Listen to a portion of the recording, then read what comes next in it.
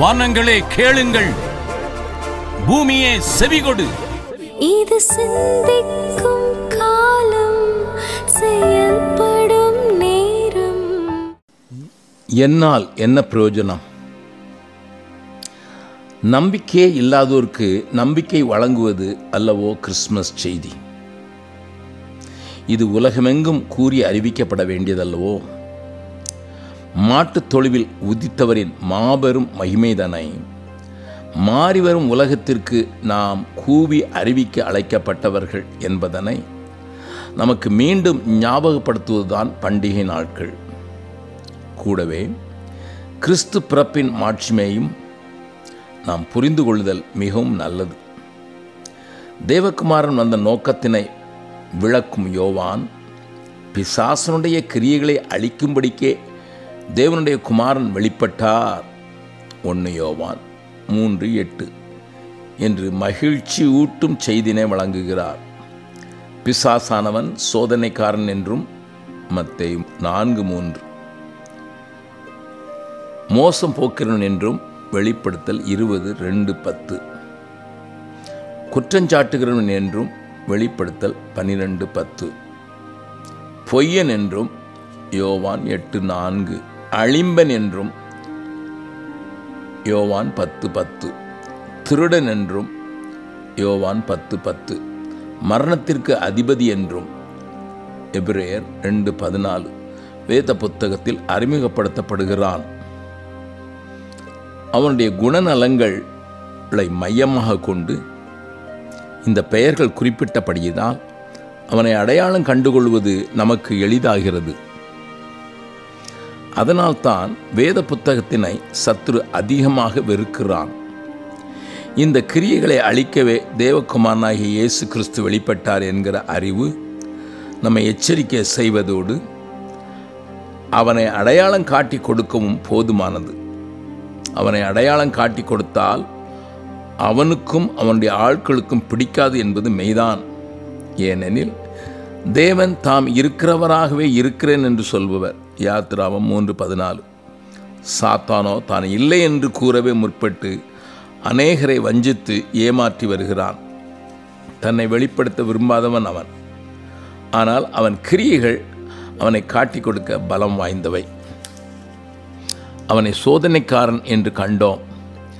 அவன் இயேசு கிறிஸ்துவை சோதித்த விதத்தினை வேதம் நமக்கு விளக்குகிறது.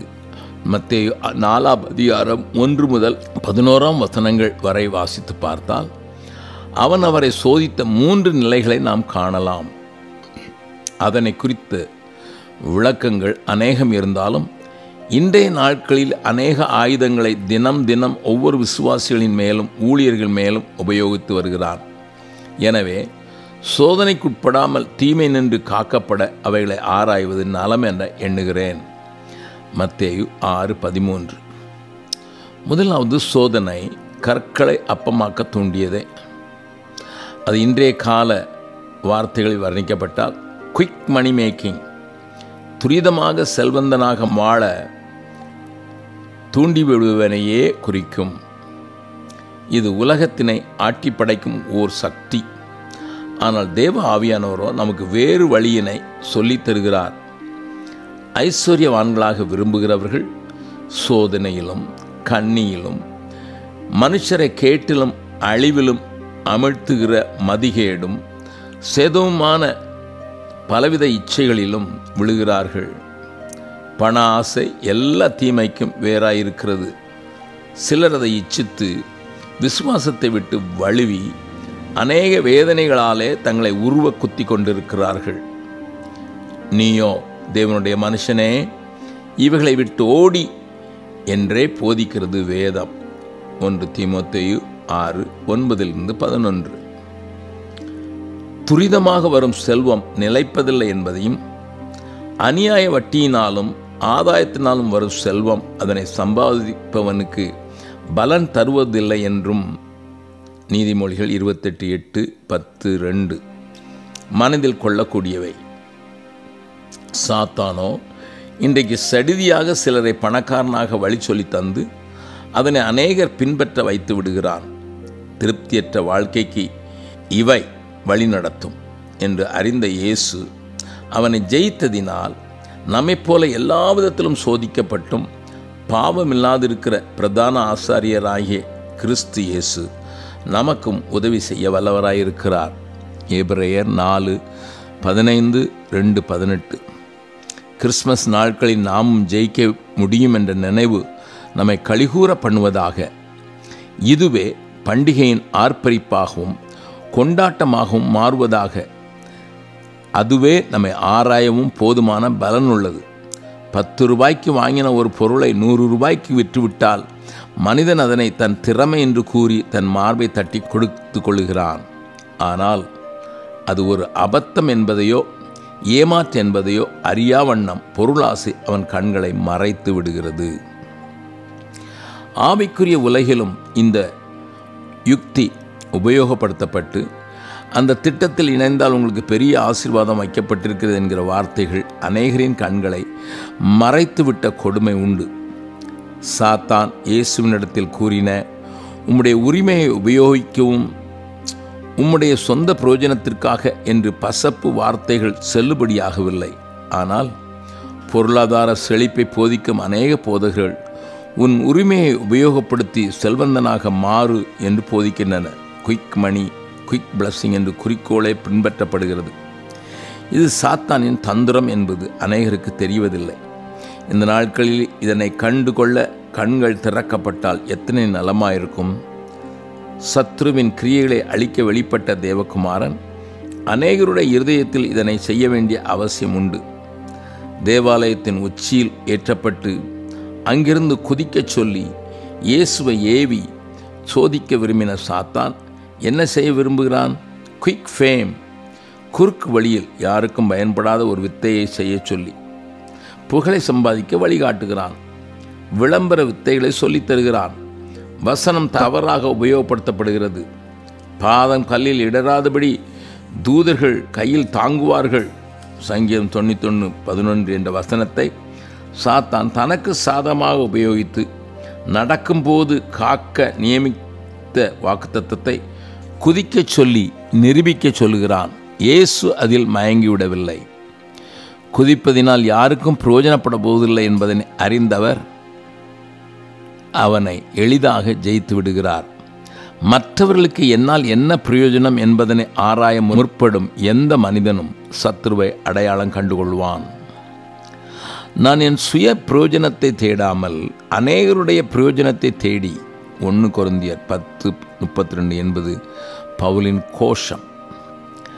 தேவனை சேவிப்பது விருதா, அவருடைய கட்டளைகளை கை கொள்கிறதினாலும் சேனைகளின் கர்த்தருக்கு முன்பாக துக்கித்து நடக்கிறதுனாலும் என்ன பிரயோஜனம்? மல்கியா 3:14 என்பது இன்று அநேகருடைய கேள்வி. ஆனால் அவருடைய ஆசையெல்லாம் தங்களுடைய பிரயோஜனத்திற்காக தேவன் அவர்களுக்கு ஆசீர்வாதம் தர வேண்டும் என்பதே. இந்த இழுப்பு அநேகரை தவறான புகழை பெறவே அழைத்து சென்று விட்டது. இயேசு சொல்வது என்ன? மனுஷருக்குள்ளே மேன்மையாக எண்ணப்படுகிறது, தேவனுக்கு முன்பாக அருவருப்பாய் இருக்கிறது. லூக்கா 16:15. எத்தனை தேவதாசர்கள் வழி விலகி போனார்கள். சொந்த மகிமையை தேடி அதற்காக தகாததனை மற்றவர்களுக்கு உபயோகப்படாதவைகளை நடப்பித்து அதையே ஆவிக்குரிய போர்வையாக்கி அதற்கேற்ற வசனங்களை தேடி கண்டுபிடித்து தங்கள் ஆசைக்கேற்ப முன்னும் பின்னும் அதனை சுதந்தரித்து தங்களை தேவனுடையவர்களாகவும் ஆவிக்குரியவர்களாகவும் காண்பித்து தேவதூதர்கள் தங்களை ஏற்றிக்கொண்டும் போகிறது போன்ற போலியான எண்ணங்களை தங்கள் மக்கள் மத்தியில் கொண்டு வந்து மாயை பின்பற்றி கிருபையை வீணடித்து விட்டார்கள். இங்கு ஜெயம் எடுத்ததினால் இப்படிப்பட்ட இச்சைகளிலிருந்து நம்மையும் காப்பாற்றவும் தீமைக்குட்படாமல் காக்கவும் வல்லவராயிருக்கிறார். ரோமர் 8:37. கிறிஸ்மஸ் நமது அனைவரையும் இந்த சத்ருவின் உபாயத்தந்திரத்துக்கு தப்புவித்தால் தந்திரத்தால் தாக்கப்படாமல் காக்க போதுமானதாக இருக்குமே. பண்டிகை நாட்களில் நம்முடைய பிரஸ்தாபத்தை காண்பிக்க முயல்வதனை விட மற்றவர்களுக்காக பிரயோஜனப்படும் சில காரியங்களை செய்தால் எத்தனை நலமாயிருக்கும். அது அநேக இரட்சகரை அறிந்து கொள்ள வல்லதாக இருக்குமே. உலகத்தின் மகிமையை காண்பித்து அதனை பெற லகுவான 3வது சோதனையை இயேசுவுக்கு முன் கொண்டு வருகிறான். Quick glory. அவனை பணிந்து கொண்டால் போதும் என்பதுதான் அவனின் ஆசை வார்த்தைகள். தேவனுக்கு மெய்யாக ஆராதனை செய்வதிலிருந்து ஜனங்களை திசை திருப்ப ஓயாமல் உழைக்கும் அவன் இதே ஆசை வார்த்தைகளையே இன்று கூறி தன்னை வணங்க வைத்து விட்டான். இதில் அநேக தேவ பிள்ளைகளும் விழுந்து கிடக்கின்ற பரிதாப நிகழ்ச்சி நம்மை உலுப்புமே. எத்தனை கலப்பு உபதேசங்கள், உறவுகள், சம்பந்தங்கள், கலப்பு வாழ்க்கை முறைகள் உலகில் மதிக்கப்படுவதோடு உலகத்தின் பேர் புகழ் மகிமைக்காக இயங்கும் ஊழியர்கள் எத்தனை. சரியாக நடைபெறாத பள்ளி ஒன்றுக்கு சிறந்த பள்ளி என்ற ஆளுநர் பாராட்டு, கவர்னர்ஸ் ஆனர் கிடைத்தபோது அதை நடத்திய ஒரு விசுவாச தம்பியை நான் கேட்டேன் எப்படி என்று. அவன் சொன்ன வார்த்தை என்னை திடுக்கிட வைத்தது. பணமும் ஆளுங்கட்சியின் ஆட்களின் ஆதரவும் இருந்தால் இது எல்லாம் சர்வசாதாரணம் என்றான். அதனால் என்ன லாபம் என்றேன். போகிற இடத்தில் தனக்கு கிடைக்கும் மரியாதையும் உபசரிப்பும் எத்தனை என்றானே பார்க்க வேண்டும். இப்படி உலகத்தின் மகிமையை தேட பொய்யான மாய்மாலமான வேடம் போட துணிபவர்கள் எத்தனை பேர். இன்று அந்த பள்ளி மூடப்பட்டு விட்டது. இந்த கேவலத்திற்கும் பணத்தையும் விசுவாசத்தையும் பலியிட்டோர் எத்தனை பேர். அரசில் தங்களுக்கு அதிக ஆதரவு என்று காட்ட சுயமரியாதையையும் ஆவிக்குரியவைகளையும் பலியிட ஆயத்தமான கூட்டம் ஏராளமாக பெருகி வருகிறது.